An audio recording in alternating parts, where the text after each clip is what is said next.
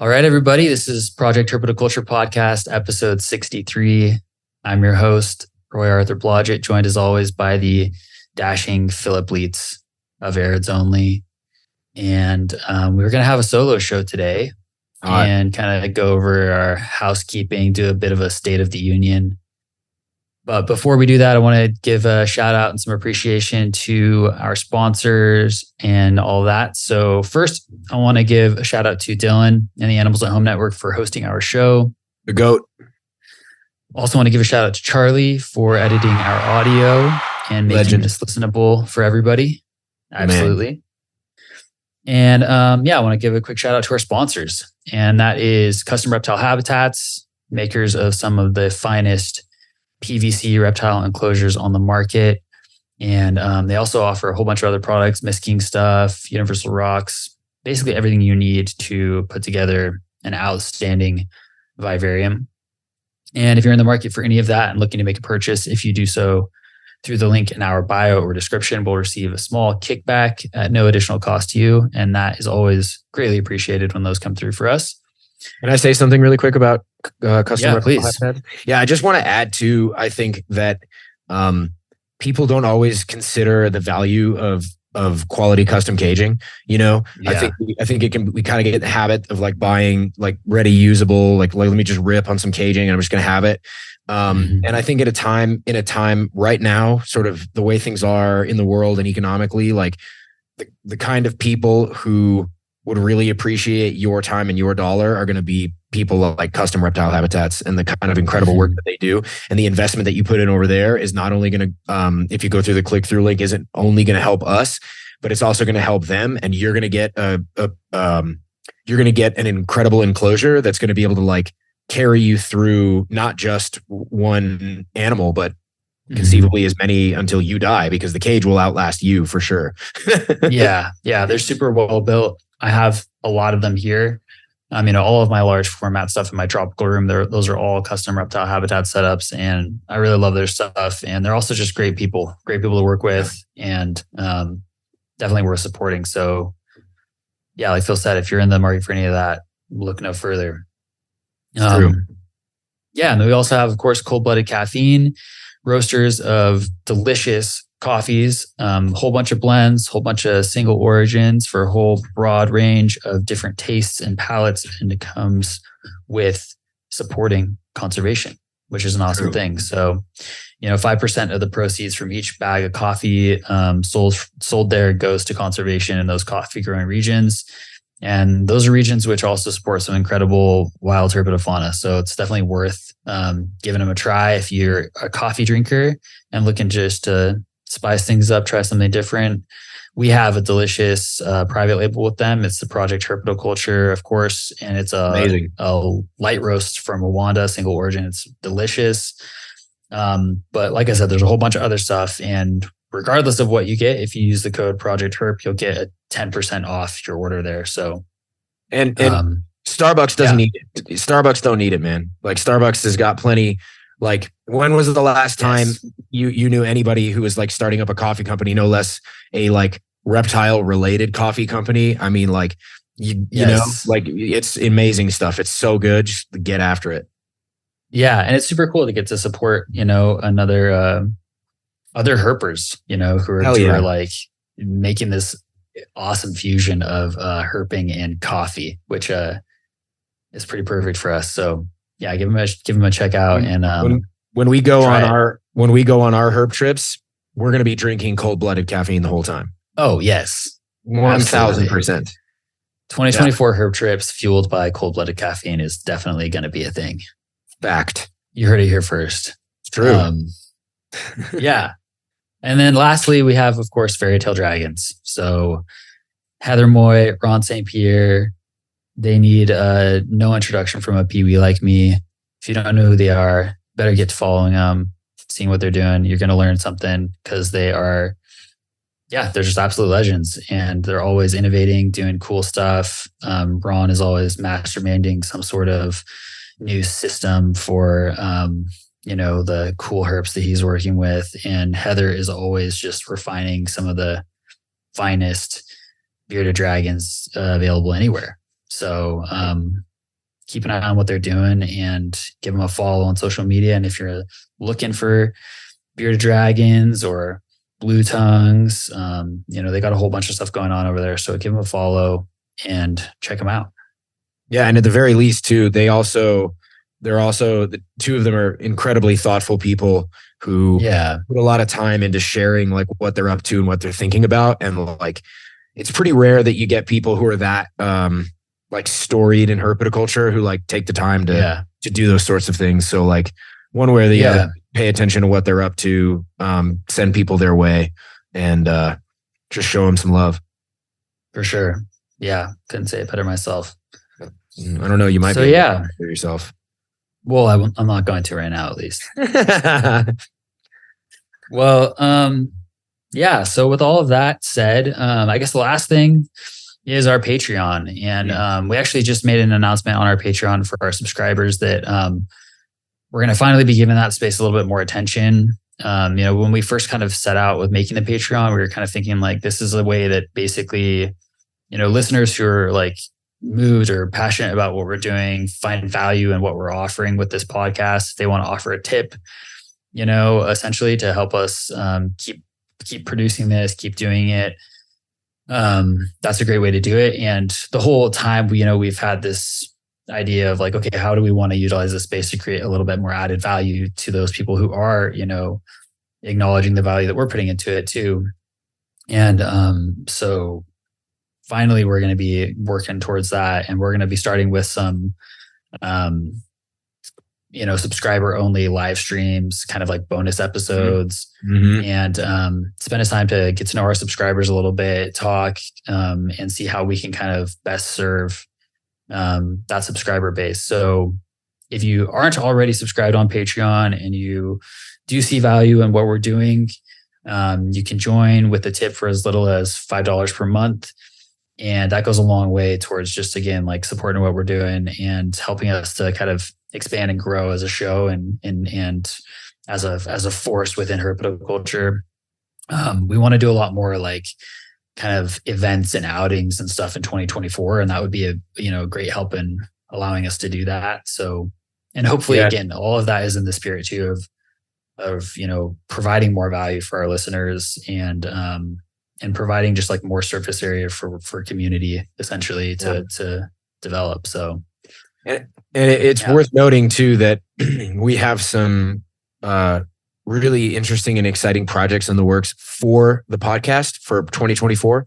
And we'll be announcing and sharing all of that stuff with our patrons first, like before, just because it's a small crew over there, but we've got like, it's a group of people who are really, really kind, and they've been really consistent. And the fact that they're helping us out at all is like, we couldn't thank them enough. So like being able to give them a little bit of extra and like cue them in first and let them know that like, it's at least in no small part because of them that we're even able to do this. So people there know too first, and then before we announce it to all the normies out there in non-patron land. Yeah, exactly.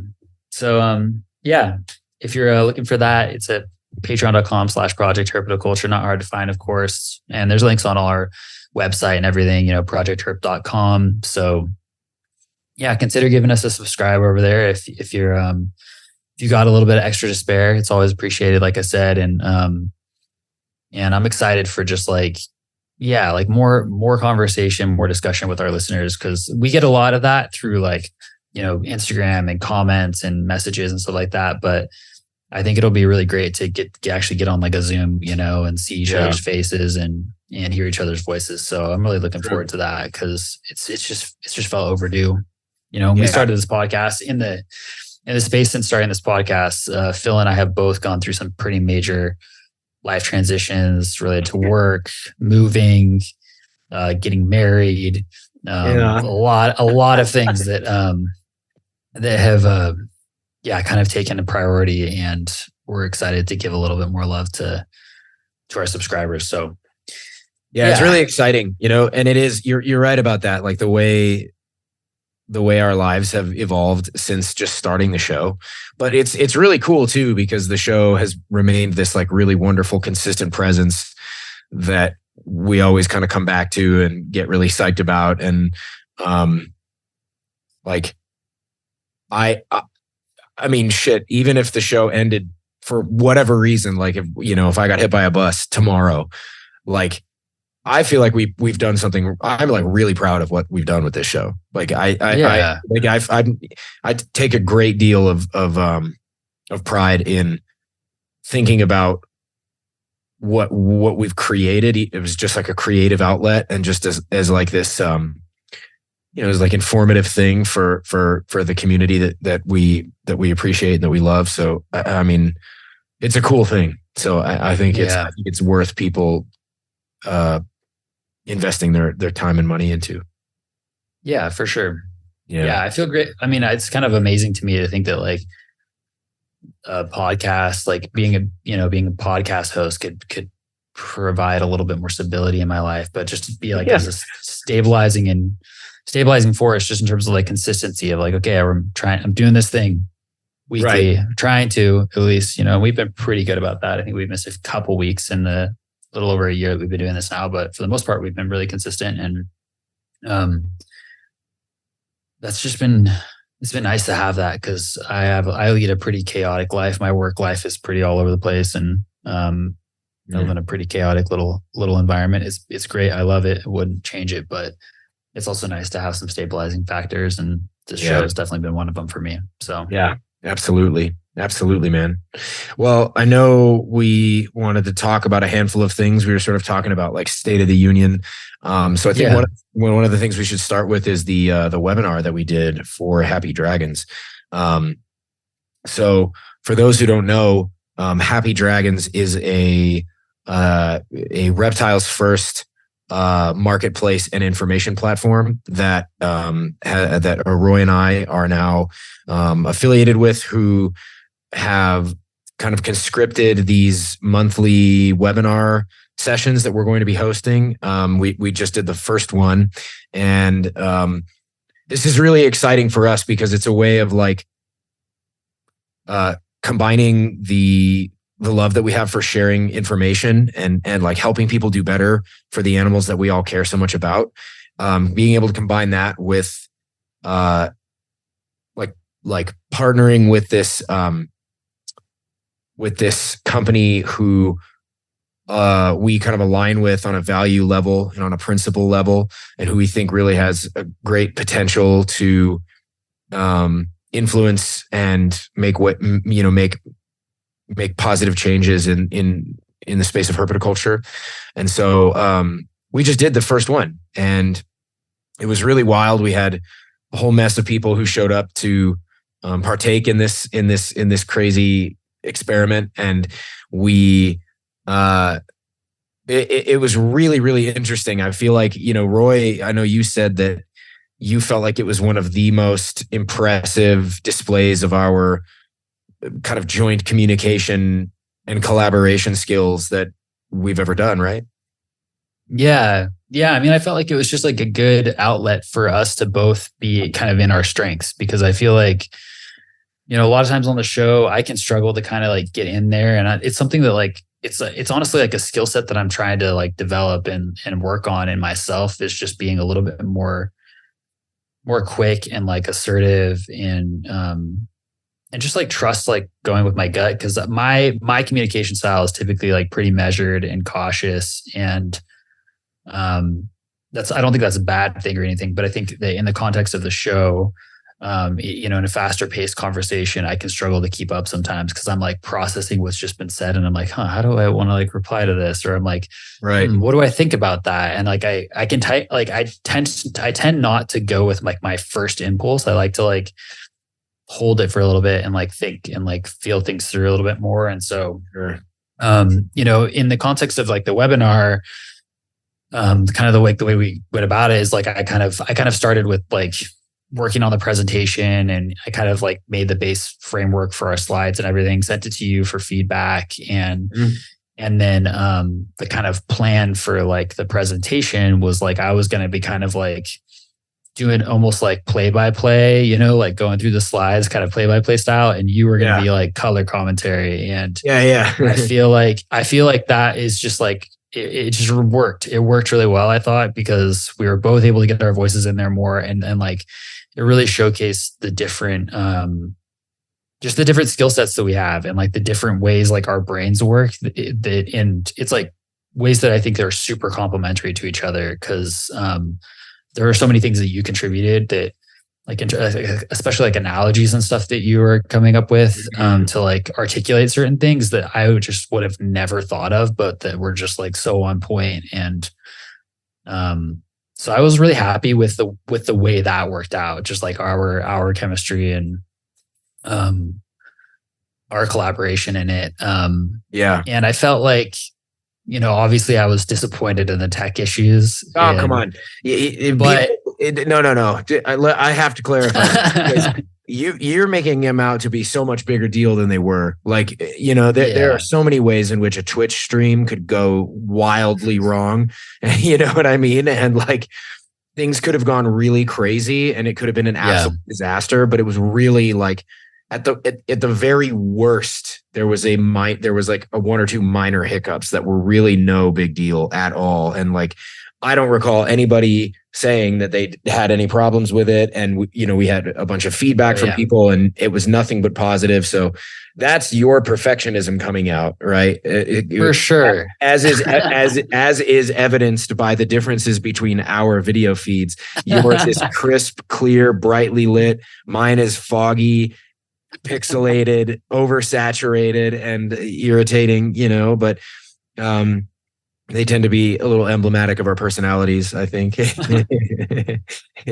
funny. Yeah. Yeah, man. I mean, it's like, I really do want to say like huge gratitude to our, listeners and friends who showed up in the Twitch stream for the webinar, and provided like live feedback, as we're going.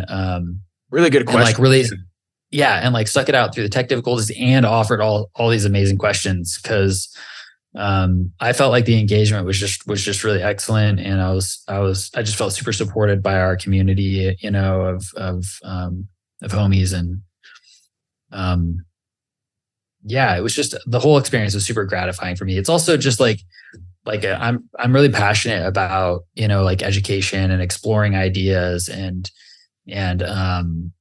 like trying to approach herpetoculture from kind of like from the ground up perspective. And like, that's something we've been talking about for a long time, is like wishing that there was better avenues for people to kind of like learn herpetoculture from pattern to detail. And I feel like this is kind of our first iteration of kind of offering something like that. And or at least that's the kind of intention that we had. And so, with that, our first talk, our first discussion was about gradients. And I consider that just like a really foundational thing in herpetoculture. It's like one of those things is like, if you understand that at the outset, it's really going to help you a lot throughout your whole journey. And so feels like a good place to start. And I'm excited to expound on that. And it looks like our next one is going to be coming up here and at the end of the month here in December, and it should be on composition. Oh, this is going to be so sick. Yeah, it's going to be awesome. So we're going to explore like, how to like compose a habitat of vivarium, a setup for your animal that makes sense both functionally and aesthetically.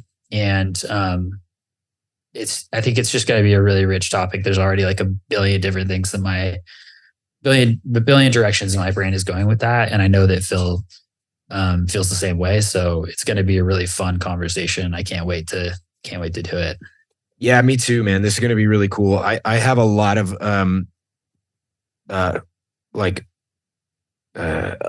fine art related vocabulary around this particular topic. So, I'm really eager to dive into things like shape language and like contrast and like gesture and line and things that are really, I think might be a little bit foreign topics for some folks, but like, this is such a passionate subject because it's like when you have a herper or a herpetoculturist who is making an attempt at recreating the natural thing.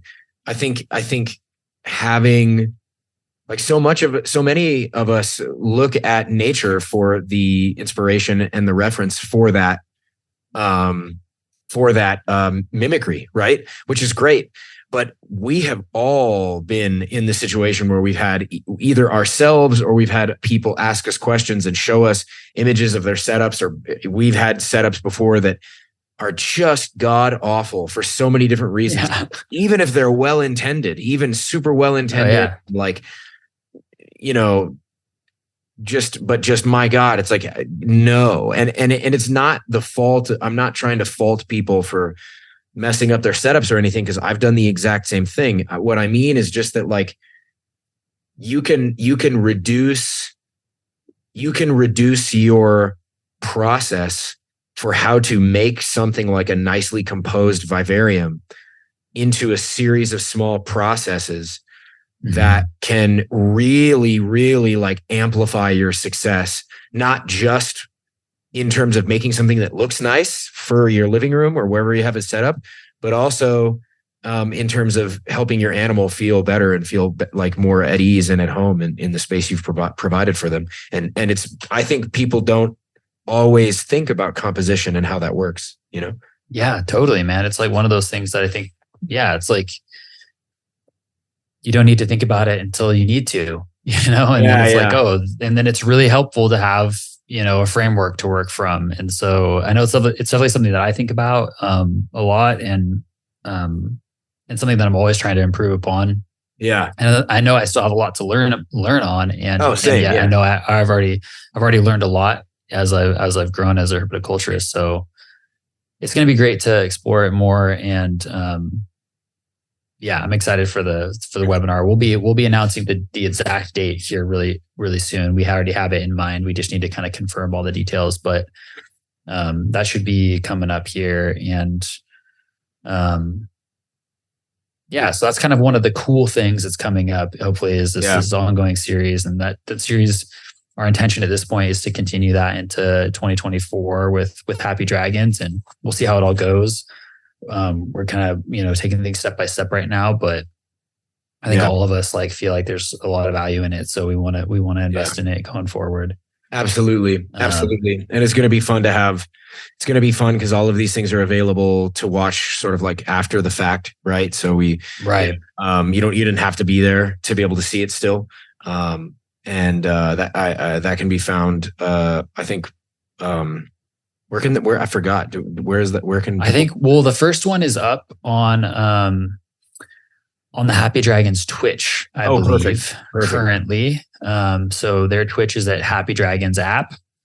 And we may post that one elsewhere as well. I need to get approval for that first, but yeah. And then I think ongoingly, I'm not exactly sure where they're going to land yet, but there will be an archive somewhere where people who don't attend the live sessions can still access the information and the presentation after the fact. So we'll have that information available and accessible, so it's easy to find for everybody. I know that a lot of people actually did get to watch our live stream after the fact. I know it's had a few hundred views already, so that's great. Yeah.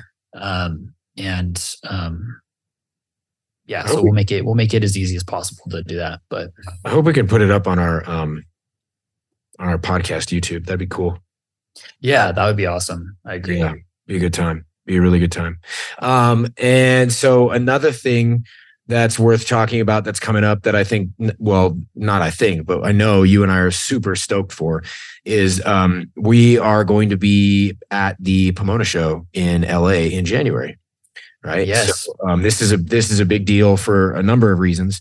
The first being, this is going to be the first time that Roy and I will be vending any show as Project Herpetoculture in any way. Mm-hmm. And we're going to have we're going to have some super cool stuff. So we're going to have t-shirts, and we're going to have pint glasses, and we're going to have stickers, and we're probably going to have mugs, and we're going to have just stuff for people like Project Herpetoculture swag that people can pick up. And we're going to be really excited to meet people because we've never there's going to be a bunch of people that we've just never really had FaceTime with for one reason or another, just because that's the way it is. So we're really excited to like meet various individuals. And so if you're going to be anywhere near the area, if you're interested in, or if you're like, if you're going to be at the show, come find us. It's going to be really, really fun. And then I also happen to know that both of us are bringing some animals. So I'm going to bring some ornate Uromastics. I don't think I'll bring anything else at the moment, but I think it's going to be some ornates, really, actually some pretty the best, some of the best ornates I've ever hatched will be at that show. What are you bringing, Roy? Yeah, so I'm definitely going to bring some Spilotes, some of the sulphureus, the Amazon puffing snakes. I've got a whole bunch of babies of those right now that should be ready right about that time to start finding new homes. So I'm going to plan to bring at least a handful of those. And I might also bring some Polychris marmoratus, the common monkey lizards. I'm not decided on that yet because I might just hoard all of those that I have. But yeah, I might have one pair or something like that of those guys there as well. We'll see. Nice. But yeah, I feel super excited for this. I'm kind of anxious, a little bit nervous about it because I live out in the middle of nowhere in the woods. And so going to the big city, going to a show where there's going to be like 10,000 plus people walking around is going to be kind of crazy for me. And I'm sure I'll be overstimulated, but I'm also super stoked and like grateful for the experience, the opportunity. And I want to give a shout out to Chris, our friend Chris Sharp at Sharpshooter Reptiles. He really kind of like initiated this because he messaged us and was like, "Hey, I'm going to have extra booth space. And if you guys want to take it and come out to the show, I would really be stoked to host you guys." And so it was really him offering that initiated this whole thing.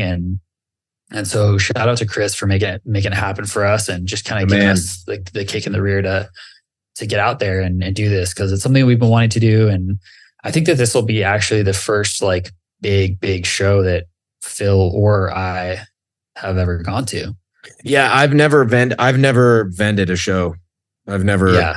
So I mean, even like small or large. I mean, when I was working at a reptile shop here in Colorado when I was a kid, I vended that show as an employee, right? Yeah. And then I have had animals at one or two shows on my behalf in the hands of someone else, right? Yeah. But I haven't been at a show with my animals vending anywhere. So that's going to be a very new experience for me. Yeah, same. And I also have never been to like a huge show as an attendee even. Same. Yeah, the biggest show I've ever been to is the Sacramento show, which is I think it's kind of a medium-sized show. Yeah. But nowhere near super show size. So yeah, it should be fun. I'm excited, and hopefully we'll get to see some of y'all's and meet you face to face. And hell yeah. Like Phil said, we're gonna have some cool merch there, some shirts and pint glasses and mugs and all kinds of stuff. And I'm super excited to show off these little whippersnappers I have over here and all these Tamura Designs condos to I don't know if it's the right or the left for you guys, but it's behind me here. It's the left. Yeah, to my left on the screen here. So no, our left, your right. Whatever. They're back there. They're over there. I'm pointing to them. These are all filled with. Shut up. These are all filled with really awesome colubrids that are going to get gigantic and be really cool and inquisitive display snakes. So for anyone who's interested in that species, I'm going to be really excited to chat with everybody about them. And obviously, that's a species I'm super passionate about. So. Yep. It's always a pleasure to get to share them, and it's going to be something different. It's not a lot of shows that you're going to go to where you're going to see captive bred and born Spilotes. So true. I'm excited to get to offer those to the West Coast folks here. Yeah. It's going to be awesome. I'm really looking forward to it. And also, hopefully this will be the first of a handful of shows for 2024. We don't have any others confirmed yet, but we're hoping to go to a few. Yep. And again, just to like kind of spread out, meet folks, and just create again more service area for face-to-face stuff. I know Phil and I both appreciate social media and the content creation world for what it can offer, and also we definitely have a preference for like being able to talk to people face to face and hang out. So it's going to be really cool to finally have that opportunity in this capacity. And this will also be fun because it's only the second time that Phil and I are going to get to hang out. So yeah, dude, we're going to get drunk. No. Maybe you, man. Hey, come on. No. You can't leave me. No, you can't leave me hanging out there, dude. Oh, also, it's going to be like close to my birthday. I forgot. Me too. Yeah, both of our birthdays. January 16th. Oh, mine's January 21st. Yeah, so we're super close. Jesus Christ, I didn't realize we were that. Good God. We got a lot of weird overlaps. That's a trip. We do. It's funny. That's awesome. Yeah, no, that's cool. We're definitely going to get hammered, by the way. You don't have a choice, bro. It's going to be a party. So, be cool. Down to party. I don't know if I'm going to get hammered, but it's going to be fun, people. It's going to be fun. Anyway. I'm just kidding. Okay. Do you want to tell us a little bit about your experience on Amphibicast? Yeah. So, have you recorded yours with him yet? Like, I know. No, I was scheduled to record with Dan this past week, but I had to reschedule because I had some family stuff come up, and I just needed to kind of show up for family. And Dan, being a total gentleman that he is, was like, "That's totally fine, man. Let's reschedule." So we're going to be recording ours at the end of this month. And, cool. I can't wait because Dan is the man. I really appreciate what he does. And I really enjoyed your conversation with him. So, thanks. Yeah. Thanks, man. Yeah. So, Dan, he asks some very interesting questions, and he's a great conversationalist. And I very much enjoyed just getting together with him and being able to kind of, it's interesting now that we're doing this show and we're the ones kind of like, we're the ones who are trying to like kind of guide the show in a particular direction, or like, have the conversations go a certain way, or like have some stuff that we really want to hit. It felt really relaxing to just answer questions. You know what I mean? Yeah. It like really put me at ease. And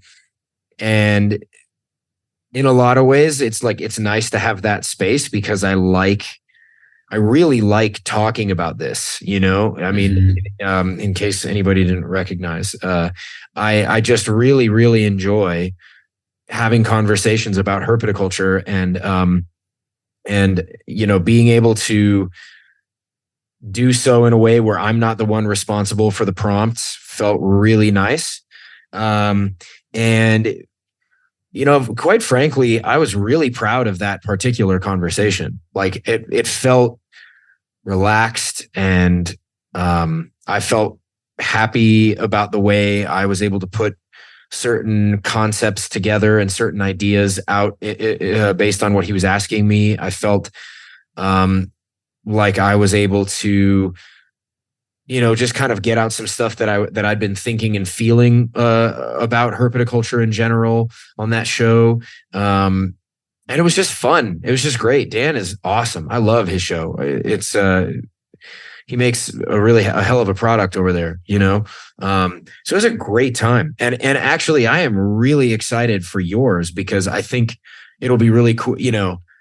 It'll be really interesting to hear the sort of like the your perspective on what we're doing and why all this without me there to like harangue you and overshadow you and like try to, overbear on you a bunch. Conversationally anyway. So, but did you listened to it? Can you tell me what you thought about it? I'm really super curious. Yeah, totally. Your thoughts. I mean, I really enjoyed it. So I was listening to it yesterday as in the airport coming back from this family trip that I was just on. And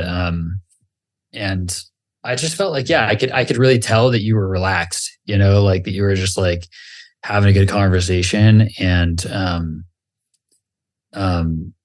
it was really cool to hear like your perspective on kind of like the genesis of the show, you know, and like and just also just like hear you talk about art and dynamic. And I felt like you're a little bit too generous and flattering about my contributions, a little bit self-deprecating about your own, but that's, you know, we're probably both guilty of doing that. I would say so.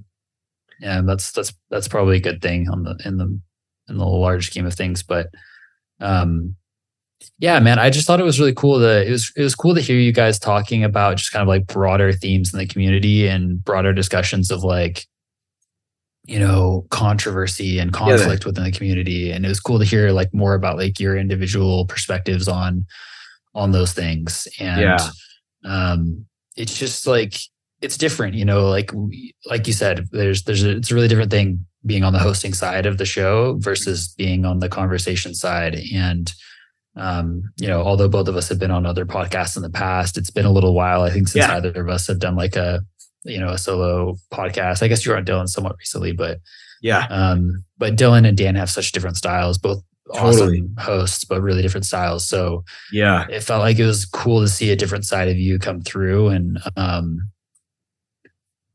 I just really enjoyed it. I really appreciated his question about, you know, what are the controversial topics? Like, what are the things that get people really riled up? And I'm like, bro, it felt so good to expound upon that, because like, I don't remember the last time I got to talk to people about like, look, this is what I think about keeping certain stuff, but I appreciate that that's not the way. Just because I think that doesn't mean that's the way it is, you know. Like I don't think that gets, like, I don't think a lot of us get that opportunity, just in general, right? Because it's so often it's like, what do you think about this? And you're like, well, I'll tell you what. Anybody who free handles a venomous snake should get shot in the butt. And you're like, what, dude? Like, all right, that's fine, but you know, like I like being able to have the time to really unpack and say like, look, man, like maybe in my opinion, maybe things like retics and Nile water monitors and black throat monitors, maybe they're not the best thing for captivity for everybody. But doesn't mean I can't envision a situation in which it's going to be the right thing to have them. But it just, for me anyway, it becomes very hard for me to justify and understand. And, you know, and then, you know, on other topics too, like keeping venomous stuff or you know, morph stuff or, you know, just the whole thing. I love that stuff. I love being able to hash that out. And more specifically, I really appreciated his questions around the show and like how it started, how it's going, and where are we headed, right? Like that felt great because, you know, I hadn't thought about a lot. I hadn't put a lot of thought recently into how the show started. And I hadn't put that much thought into how good we've gotten at this. Not in terms of like, not saying that the podcast is like, oh, it's the best. I'm just, what I'm saying is like how good we've gotten at scheduling, planning, questions, execution, release, like the whole thing, you know? And then being able to explain to him how I felt like, how I feel about the ongoing project of what we're doing in the sense that like, you know, so much of what we do, I feel like so many people are like thinking about the way things were.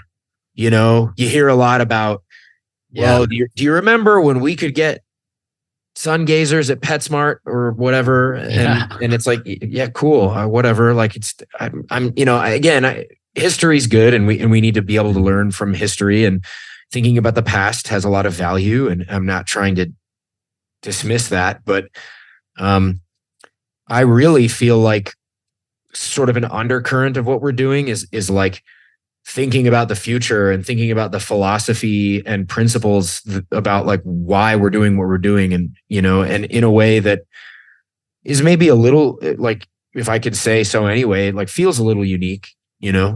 Feels like if there is something that you and I are up to that is unique, it's probably that. You know, so it was fun. It was really cool to talk with him. And I came into the shop this morning and Brendan was listening to the episode, my employee, and I was just like, shut it off, Brendan. No,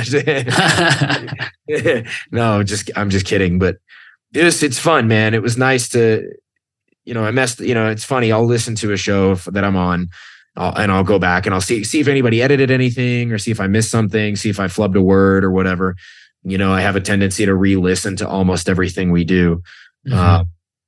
Just so I can go back and be like, did I fuck up royally here? Or did I, you know what I mean? Or whatever, just so I can make sure.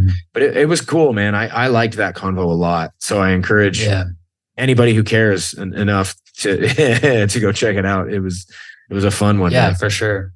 Yeah. And if you don't already just regularly listen to Amphibicast, yeah, that's right. I highly recommend it. It's just a great, the quality of the production is great. And again, like what stands out to me every time I listen to it is just the quality of Dan's questions, and the quality of his curiosity it's just super it's super genuine. Right. And the guy is very knowledgeable and very humble about his knowledge. So it makes for a really a special show. So highly recommend checking it out if you don't already listen to it. Hell yeah. And I can't wait for yours. Yeah, I'm excited for it. I think it'll be fun. Yeah, for sure, man. Me too. So, I don't know. Some of this stuff we don't necessarily have fleshed out, and we can't talk about everything here. But do you have any thoughts about what your kind of goals for 2024 may or may not be with regard to the show and to sort of personally and related to reptiles and stuff? Yeah. So, as far as the show goes, I feel excited again to kind of contextualize things a little bit more, get outside, of just our, rooms, recording the show and meeting people. I feel excited for the shows that we're going to go to. And, I feel like I'd really like to get out on at least one good herping trip in 2024, and it'd be cool to somehow tie the show in with that. Yeah, salamander sounds good to me. And just continue to do that a little bit more. The whole webinar thing is something that I'm really excited about. Again, it's just it's something that I feel like I've had ideation around. Curriculum essentially for herpetoculture for years now. And I don't in any way feel like I'm the most qualified person in the world to teach people how to do herpetoculture. I definitely have a lot to learn, but I do have, again, I have a passion for education and for learning and just see a lot of value in it. So I feel excited for the opportunity to again, make our first attempt, our first iteration at doing that and kind of creating a systematized,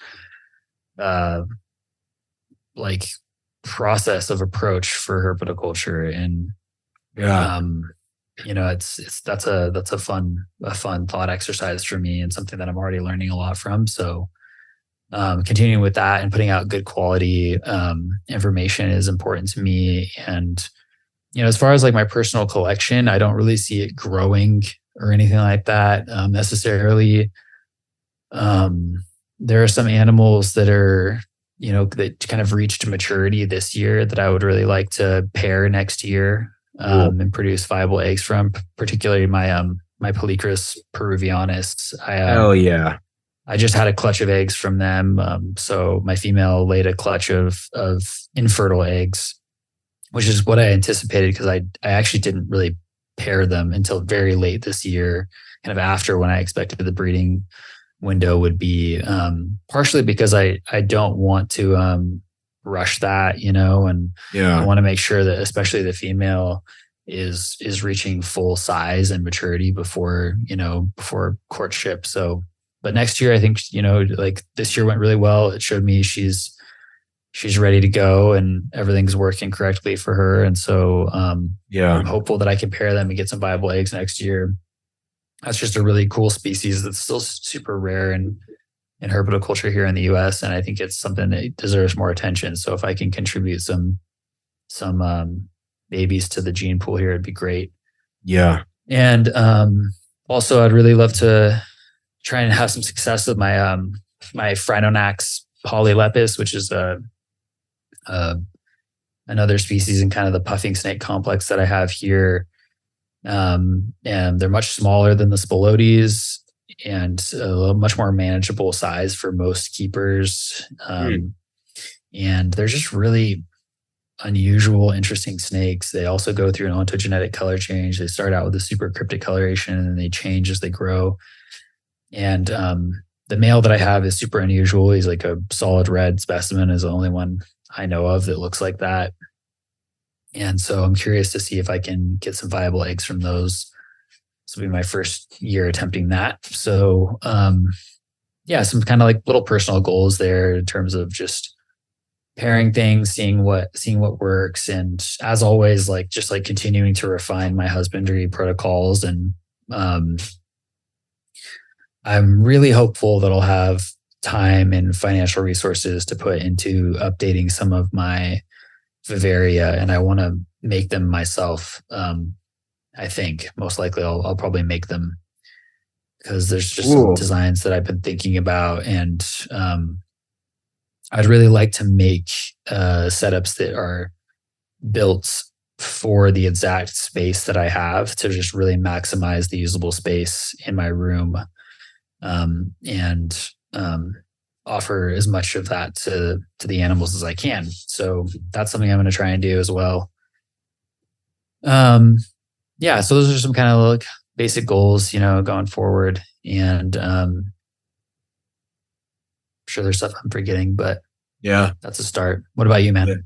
Yeah, I'm not sure. I usually take some time every winter, around the new year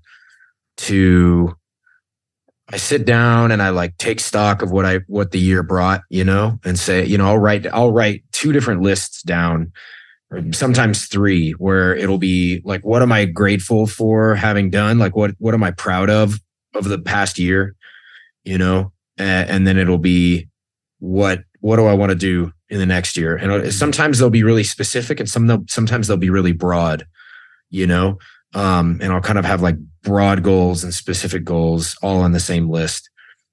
And I find that it kind of helps me like kind of close out the year in a way cognitively and be like, okay, that was 2024. Like, what's the next that, like on to the next. Feels good to do. For the show, most of it revolves around like continuing to generate this kind of stuff, but similar to you, improve the quality, offer more around what we do, go and have conversations with people in person, do some herp trips around the show, that kind of thing. Also I get the feeling that 2024 may be a year in which the show manages to steer us towards some things that we don't expect. So I just have that feeling, whatever that means. Like, I don't know, it's funny. Sometime a long time ago, maybe not even that long ago, because I'm not that old, I'm 36, but there sometime in the last like 6 or 7 years, I keep getting this feeling that like, I've had all these goals throughout my life and all these ideas about what I may or may not do. And I've been so wrong about all of them, and I think, where I have been very successful, or rather, maybe the better way to say this is like what's given me a lot of gratification and a lot of feelings of success has just been kind of being open-minded and receptive to like whatever opportunities come up, because I feel like opportunities come up all the time. Like, they just come up constantly all the time. And it's mostly just a matter of kind of saying yes or no to any one of those given opportunities. And so I guess really the main goal is to maintain an open enough aperture so that we can be responsive to and reap the benefits from, experientially, that is, from the kinds of opportunities that come our way based on what we're doing. You know, I feel like that's the only real way to phrase that. Personally, mostly the same. I really want to take Rach, and I really want to go to Japan with Rach. You know, Nice. we've wanted to go to Japan. We had tickets to Japan, and we bought them in January of 2020.